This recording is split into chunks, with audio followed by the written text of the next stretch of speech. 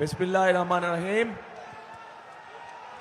আজকের এই নির্বাচনী রংপুর বিভাগের নির্বাচনী জনসভার সম্মানিত সভাপতি, আমার সামনে উপস্থিত প্রিয় রংপুর বিভাগের অধিবাসীবৃন্দ, মঞ্চে উপস্থিত যারা মির্জা ফখরুল ইসলাম আলমগীর সহ ধানের শীষের প্রার্থীবৃন্দ, প্রিয় সহকর্মীবৃন্দ, উপস্থিত মা বোনেরা, মুরব্বীবর্গ, আসসালামু আলাইকুম। আসসালামু আলাইকুম। কেমন আছেন আপনারা? ভালো আছেন? কিন্তু আমরা চাই আপনাদেরকে আরো ভালো রাখতে ইনশাআল্লাহ।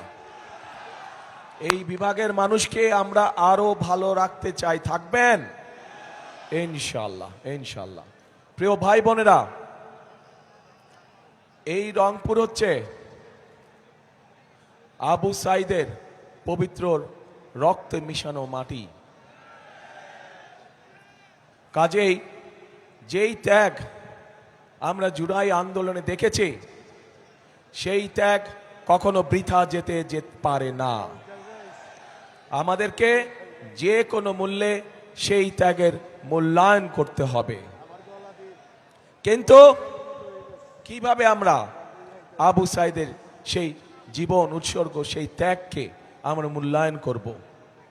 আমরা তাদের সেই ত্যাগকে, আবু সাইদ সহ যে 1400 ব্যক্তি শহীদ হয়েছে, যে 1400 ব্যক্তিকে হত্যা করা হয়েছে, এই মানুষগুলোর ত্যাগের মূল্যায়ন আমরা তখনই করতে পারবো যখন এই দেশের মানুষের রাজনৈতিক অধিকার এবং অর্থনৈতিক অধিকার প্রতিষ্ঠিত হবে, যার জন্য আবু সাইদ সহ আরো হাজারো মানুষ জীবন উৎসর্গ করে গিয়েছে।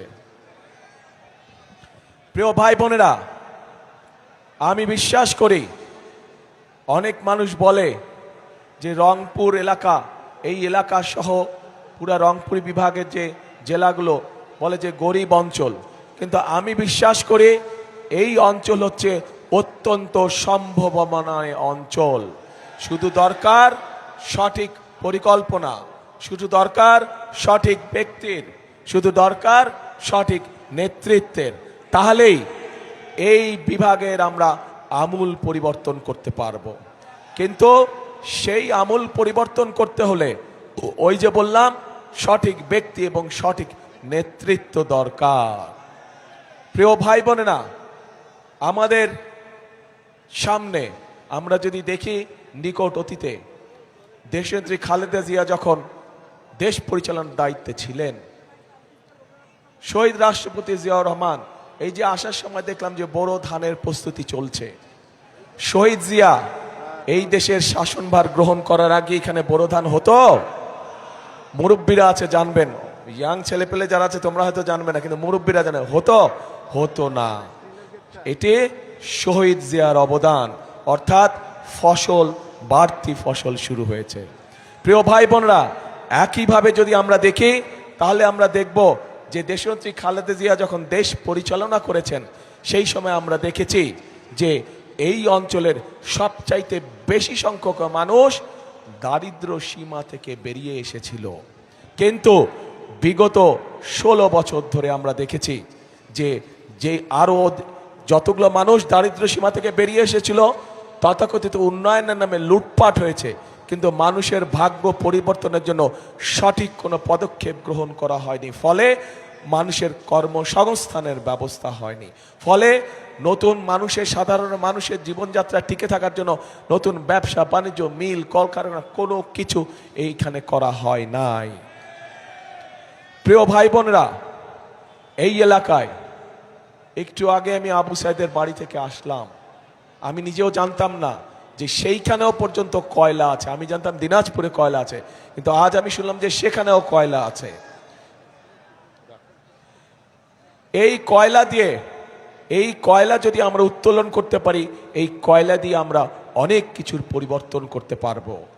প্রিয় ভাই বোনেরা, আমরা সবাই জানি এই অঞ্চল হচ্ছে কৃষি প্রধান অঞ্চল।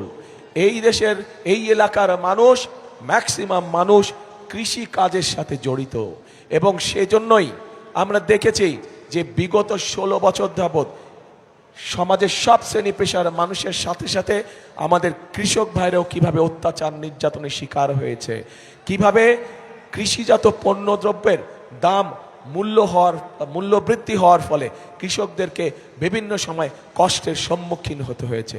এবং সেই কারণেই আমরা হিসাব নিকাশ করে আমরা সিদ্ধান্ত নিয়েছি যে আগামী 12 তারিখে ইনশাল্লাহ ধানের শীষ সরকার গঠন করলে আল্লাহর রহমতে আপনাদের সমর্থন নিয়ে এই মুহূর্তে যাদের কৃষি ঋণ 10,000 টাকা পর্যন্ত আছে, আমরা সেই কৃষি ঋণ সুদ সহ ইনশাল্লাহ মওকুফ করব। সমগ্র বাংলাদেশে কৃষকদের 10,000 টাকা পর্যন্ত কৃষি ঋণ সুদ সহ ইনশাল্লাহ আমরা মওকুফ করব। প্রিয় ভাই বোনেরা, শুধু তাই নয়, এই এলাকার মানুষ স্বাভাবিকভাবে কষ্টে থাকার কারণে অনেক মানুষ আছে যারা বিভিন্ন সময় রেজিস্টার বিভিন্ন এনজিও থেকে ছোট ছোট ক্ষুদ্র ঋণ গ্রহণ করে থাকে না? অনেক মানুষ কিন্তু ছোট ছোট ঋণ গ্রহণ করেছে, ক্ষুদ্র ঋণ গ্রহণ করেছে তারা।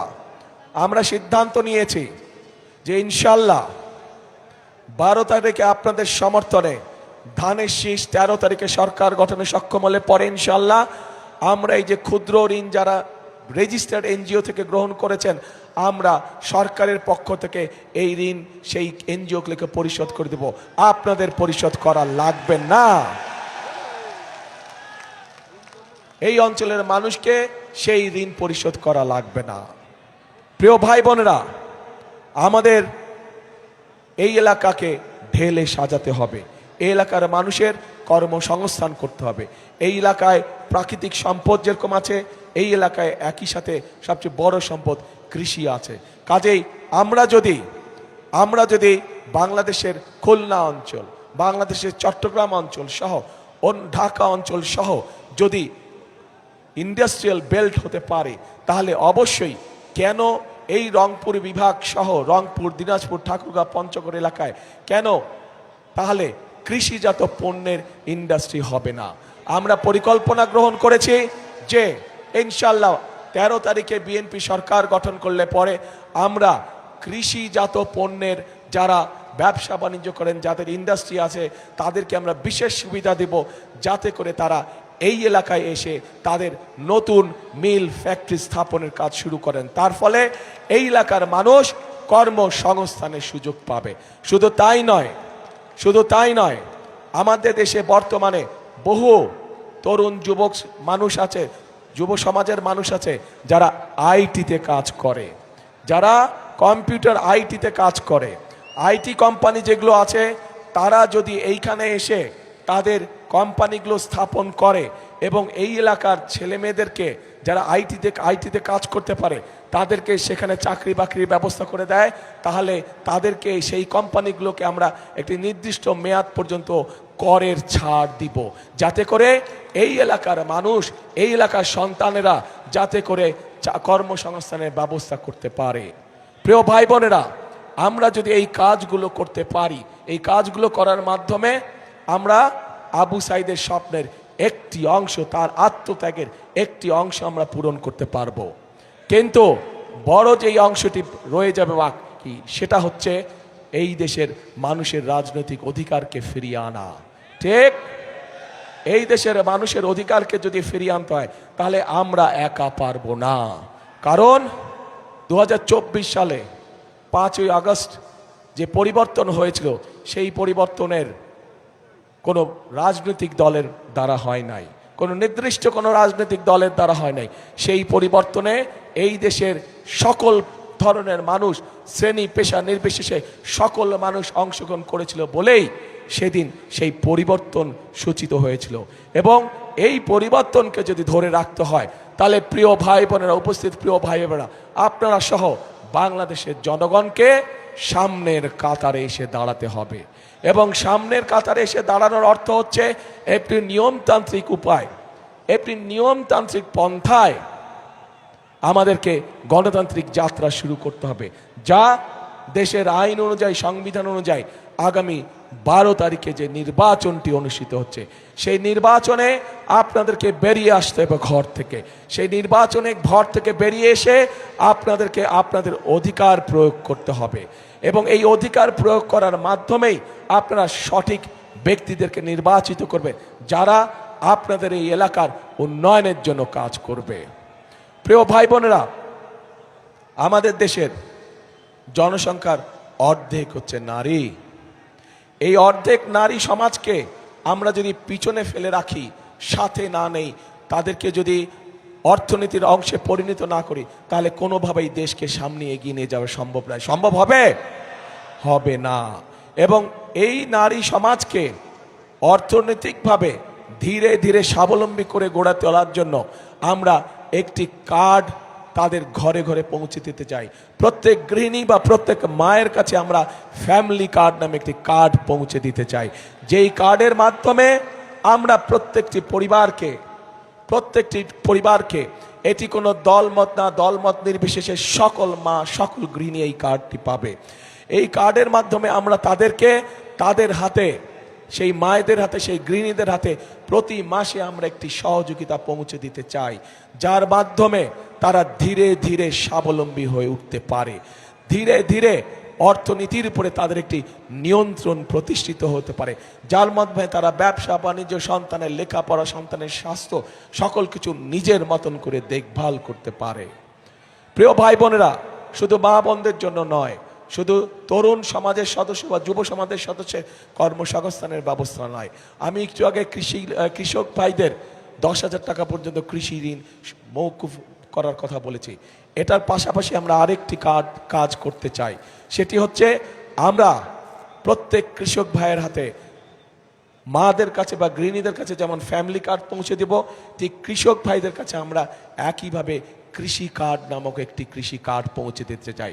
10,000 টাকা কৃষি লোন যেটা, ওটা তো মওকুফ করবই, এই কৃষি কার্ডও পৌঁছে দিতে চাই। কারণ এই কৃষি কার্ডের মাধ্যমে, ফ্যামিলি কার্ডের মাধ্যমে মাদের হাতে, গৃহিণীদের হাতে যেরকম একটি সহযোগিতা পৌঁছাবো, কৃষক কার্ডের মাধ্যমে আমরা কৃষক ভাইদের কাছে তাদের জমি অনুযায়ী আমরা অন্তত একটি ফসলের সম্পূর্ণ বীজ, সার, কীটনাশক তাদের হাতে তুলে দিতে চাই, যাতে করে তাদের নিজেদের উপর অর্থনৈতিক চাপ একটু হলেও যাতে কমে এবং ধীরে ধীরে যাতে আমাদের কৃষক ভাইরা আস্তে আস্তে অর্থনৈতিকভাবে স্বাবলম্বী হয়ে উঠতে পারে। প্রিয় ভাই বোনেরা, এখন এই পরিকল্পনাগুলোকে যদি বাস্তবায়ন করতে হয়, আমরা তো বাস্তবায়ন করব, আল্লাহর রহমতে আপনাদের সমর্থন নিয়ে আমরা সরকার গঠন করে আমরা একটা পরিকল্পনা বাস্তবায়ন করব। কিন্তু সেই পরিকল্পনা বাস্তবায়নে আপনাদের সাহায্য ছাড়া তো করতে পারবো না। আমরা আমাদের সংক্ষেপে আমাদের কয়েকটি পরিকল্পনার কথা আপনাদের সামনে তুলে ধরেছি। এখন আমি আপনাদের কাছে জানতে চাই, আমার জানতে ইচ্ছা করছে, আমাদের পরিকল্পনাটা বললাম, প্রিয় ভাই বোনেরা, আপনাদের পরিকল্পনাটা কি? হ্যাঁ, শুনি না। আরে ভাই, শুনি না তো। আপনি একটু জোরে বললে শুনি। রাইট, ধানের শীষ কবে? হ্যাঁ, কবে? 12 তারিখ। কখন যাবেন?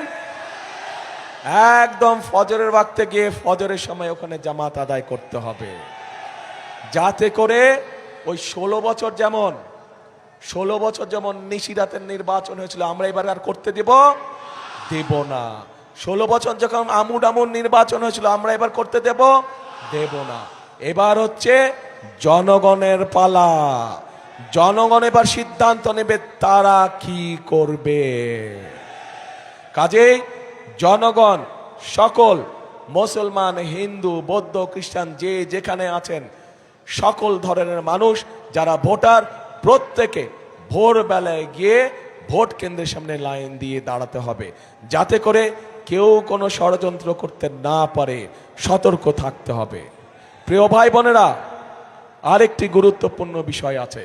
আপনাদের নিশ্চয়ই মনে আছে, আজকে থেকে প্রায় 2.5 বছর আগে যখন স্বৈরাচার এই দেশের মানুষের কাঁধের উপরে চেপে বসেছিল, সেই সময় বিএনপি সংস্কার প্রস্তাব দিয়েছিল দেশের মানুষের সামনে। 31 দফা সংস্কার প্রস্তাব মনে আছে?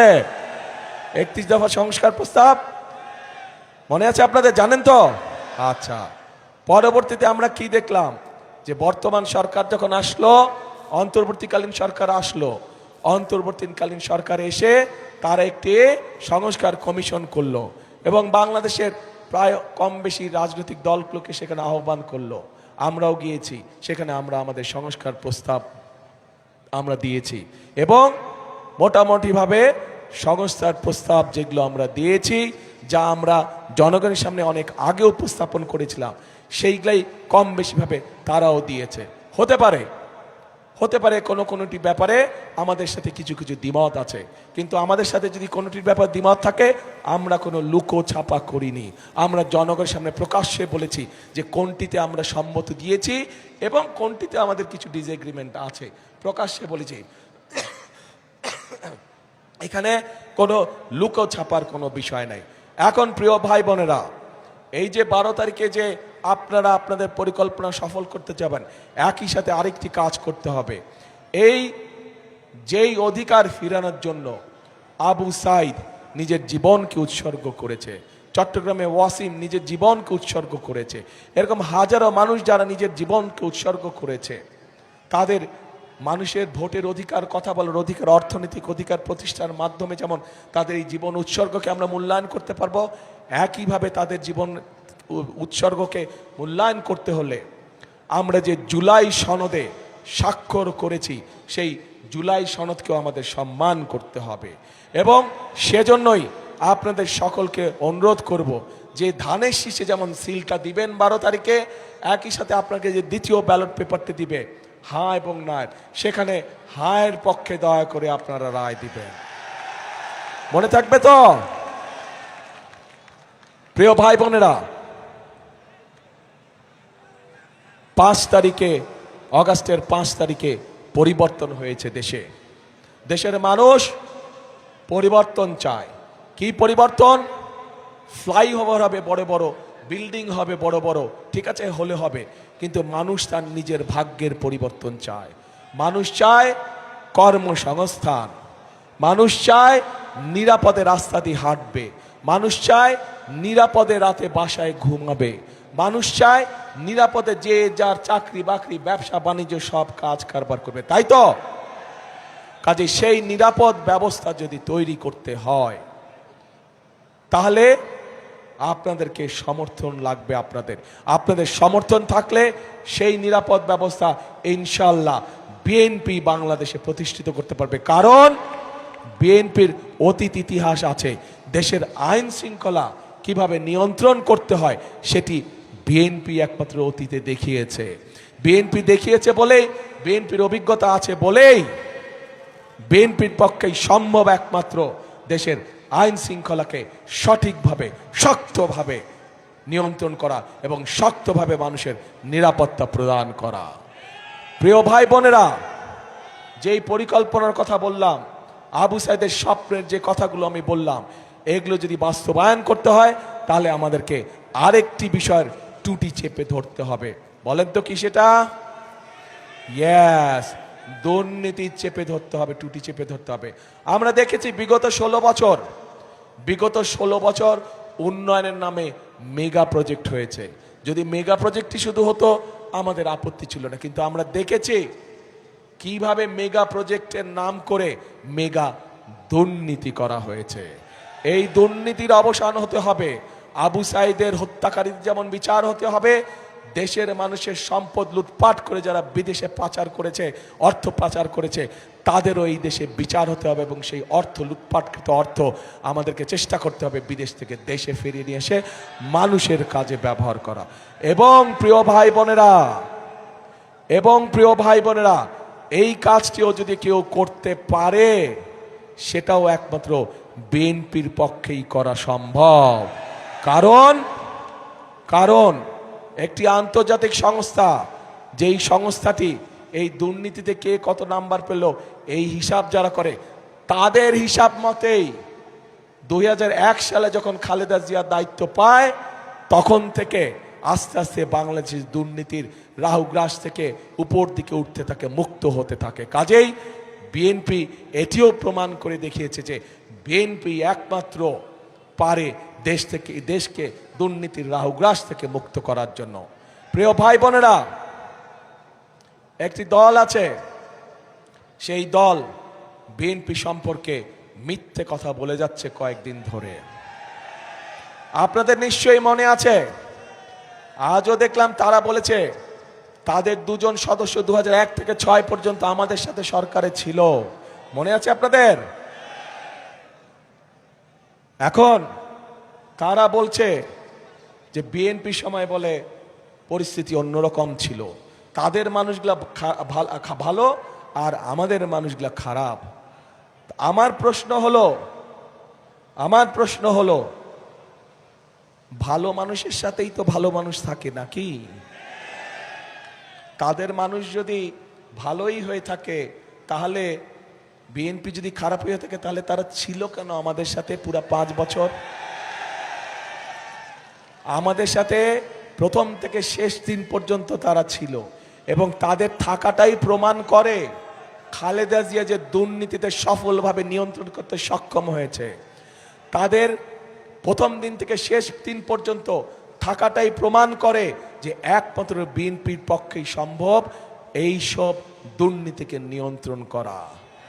এবং তাদের প্রথম দিন থেকে শেষ দিন পর্যন্ত থাকাটাই প্রমাণ করে যে বিএনপি পারে একমাত্র এই দেশকে সঠিক দিক নির্দেশনা দিয়ে পরিচালনা করার জন্য। প্রিয় ভাই বোনেরা, হয় এই দলটির মাথা খারাপ হয়ে গেছে, অথবা নিজের নেতৃত্ব সম্পর্কে নিজেই আবল তাবল কথা বলছে, ভুল কথা বলছে। কাজে সেই বিতর্কে আমরা যেতে চাই না। আমাদের শক্তি হচ্ছে বাংলাদেশের জনগণ। আমাদের শক্তি যেহেতু বাংলাদেশের জনগণ, সেই জন্য বাংলাদেশের জনগণের কাছে আমরা ফিরে যেতে চাই। আমাদের শক্তি যেহেতু বাংলাদেশের জনগণ, সেই জন্য বাংলাদেশের জনগণের কাছে আমরা ভালো মন্দ যা কিছু আছে সব কিছুর রায় আমরা বাংলাদেশের মানুষের কাছেই রেখে দিতে চাই। বাংলাদেশের মানুষের সিদ্ধান্তই আমাদের প্রথম এবং শেষ সিদ্ধান্ত। প্রিয় ভাই বোনেরা, আসুন আজ সময় এসেছে ষড়যন্ত্রের জবাব দেবার। আজ সময় এসেছে শহীদ আবু সাইদের স্বপ্ন বাস্তবায়নের। আজ সময় এসেছে বাংলাদেশের মানুষের ভাগ্যের পরিবর্তনের। কাজে আসুন, সব সময় সৎ সুযোগ সব সময় আসে না। যেহেতু আল্লাহ তাআলা আমাদেরকে দেশকে সঠিকভাবে পরিচালনা করার জন্য একটি সৎ সুযোগ দিয়েছেন, কাজে এই সৎ সুযোগটিকে আমরা দেশের কাজে জনগণের স্বার্থে আমরা ব্যবহার করি, যাতে আগামী দিন আমরা সুন্দর একটি প্রত্যাশিত, আমাদের কাঙ্ক্ষিত বাংলাদেশ আমরা গড়ে তুলতে সক্ষম হই। এবং সে কারণেই প্রিয় ভাই বোনেরা, এই দেশকে গড়ে তুলতে হলে আমাদের সকলকে একসাথে পরিশ্রম করতে হবে। এবং আমরা যদি সকলে একসাথে ঐক্যবদ্ধ থাকি, আমরা যদি সকলে একসাথে পরিশ্রম করি, তাহলে এই উত্তরাঞ্চল, এই রংপুর বিভাগ কখনোই ওই যে মঙ্গাপীড়িত বলে কোনোভাবেই এটা থাকতে পারে না, অনুন্নত বলে উন্নয়নের ছোঁয়া নেই বলে কোনোভাবেই এটা থাকতে পারে না।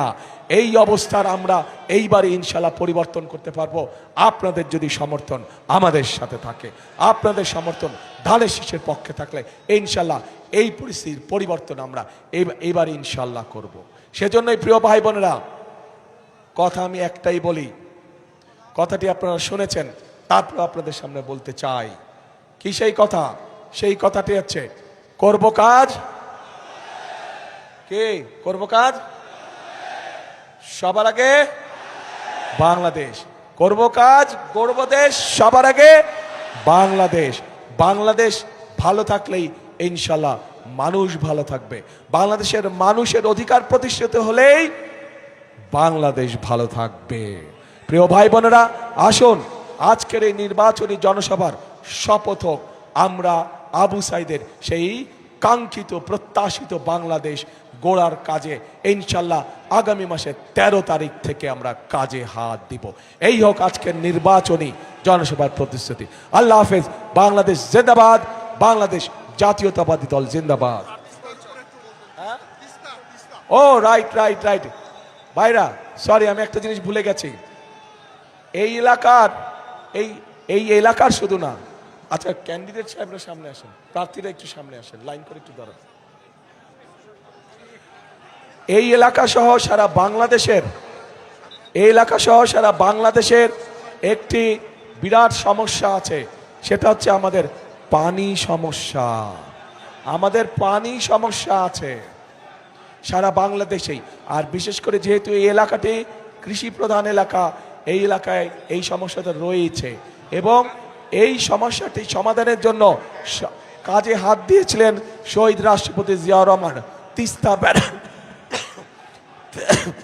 তিস্তা ব্যারেজ প্রকল্পের কাজ ইনশাল্লাহ 12 তারিখে নির্বাচনের পরে 13 তারিখে বিএনপি ইনশাল্লাহ সরকার গঠন করলে এই এলাকার মানুষের জন্য যে তিস্তা ব্যারেজের স্বপ্ন, আমরা সেটি পূরণের কাজে যথাসম্ভব দ্রুত হাত দিব ইনশাল্লাহ।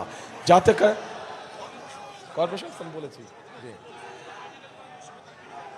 আরে মেডিকেল কলেজ বিশ্ববিদ্যালয় এমনিই হবে, ওগুলা নর্মালি হবে মেডিকেল কলেজ বিশ্ববিদ্যালয়। তিস্তা মহাপরিকল্পনা বলতে আমরা যা বুঝি খাল খনন, বন সংরক্ষণ সহ কর্মসংস্থান সহ যেই কাজগুলো আছে ইনশাল্লাহ পর্যায়ক্রমিকভাবে সবগুলো কাজ আমরা শুরু করব।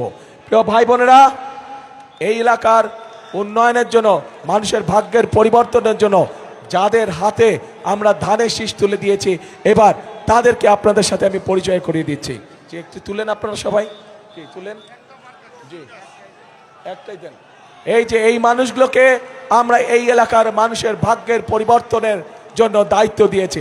ইনশাল্লাহ তাদেরকে আপনারা ধানের শীষ মার্কায় জয়যুক্ত করবেন 12 তারিখে ইনশাল্লাহ। আল্লাহ হাফেজ। বাংলাদেশ জিন্দাবাদ, বাংলাদেশ জাতীয়তাবাদী দল জিন্দাবাদ। আসসালামু আলাইকুম।